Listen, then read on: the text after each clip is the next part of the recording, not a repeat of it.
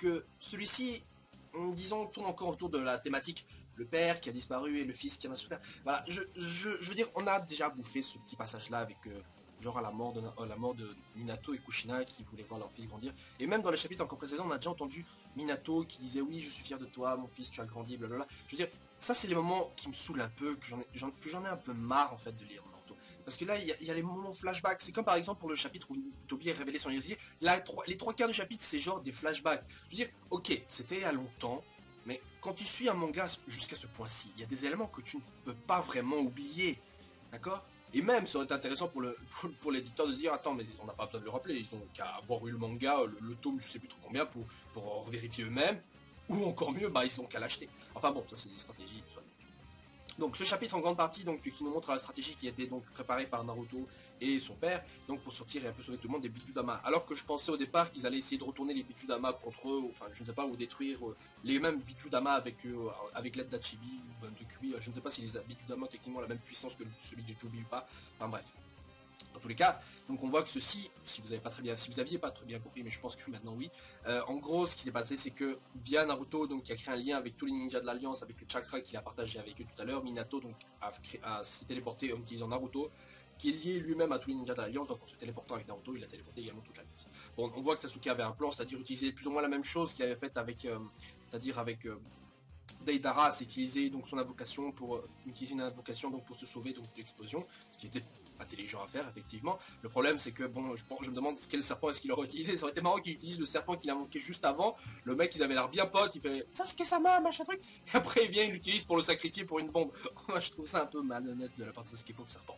Bon, dans tous les cas après donc tout le monde est sauvé, patata, on voit que donc Jubito est sur le point de faire son mouvement lui-même et que celui-ci, bon, on ne sait pas trop ce qu'il va faire par la suite. Enfin, je pense que vu qu'il est tout seul maintenant à l'intérieur de la barrière et que les autres dehors peuvent pas aisément casser cette barrière vu qu'elle est plus ou moins du même niveau, voire même plus, je suppose qu'elle est encore meilleure que celle qu'avaient fait les 4 Hokage. Je pense qu'à l'intérieur Minato va pouvoir utiliser alors sa technique œil de lune. Ce sera alors intéressant cette fois-ci de pouvoir, je sais pas, voilà, plonger finalement et exécuter son plan, parce que là il attend un peu alors que finalement il aurait pu très bien se casser assez loin, attendre et faire son plan et voilà, basta. Mais bon, évidemment il faille qu'il évidemment il est obligatoire pour le méchant de devoir s'amuser un peu avec les autres pour leur montrer sa puissance. Bon, ça c'est le code du shonen.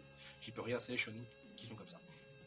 Bon, ensuite donc on a Minato donc qui partage donc ayant partagé le chakra de son autre moitié, hein, comme je l'avais dit, hein, j'avais prévenu ça, j'avais prévenu.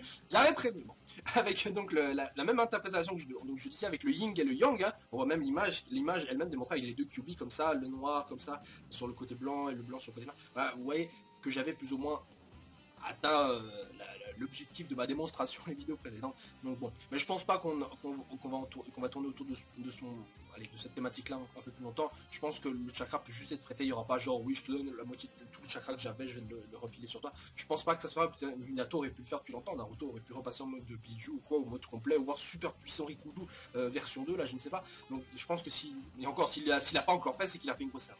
Donc tout ce que je retiens de ce chapitre, c'est que maintenant Jubito est tranquillement à l'intérieur d'une barrière et que personne ne peut le faire chier. Maintenant, ici, je veux dire, ça sert à rien de s'échapper. Après, ils vont se retéléporter à l'intérieur, je pense pas. Enfin, je trouve ça bête. Enfin, techniquement, ils peuvent se retéléporter vu que Jubito est encore marqué par Minato, donc ils peuvent encore y aller. Bon. Ensuite, d'ailleurs, on peut se demander alors où est toujours Sandaime, parce qu'on l'a toujours pas revu et ça fait un moment déjà. Donc, je pense qu'on peut définitivement dire qu'il est mort. Voilà, on peut définitivement dire que Sandaime, malheureusement pour lui, est vraiment mort. Enfin, je sais pas. Même le Ninaime quoi. Enfin je veux dire, on voit de toute façon plus vraiment personne au niveau Hokage. Je pense qu'on les a ramenés principalement pour Yondaime et Hashirama. Tobirama encore, ça va vite fait. Voilà. Mais bon. D'ailleurs on peut se dire, il y a un moment assez d'ailleurs rigolo. Assez rigolo que j'avais pas noté d'ailleurs l'autre fois, c'est que Tobirama est le créateur en fait du Kage Bunshin. En fait le créateur du Kage Bunshin, et j'ai trouvé ça vraiment marrant en fait. Parce que, en fait, d'une manière assez simple, quand j'avais vu ça, justement, je m'étais dit, what? Le mec, il a créé les Tensei. Le mec, il a créé le Kage Bunshin. Quoi?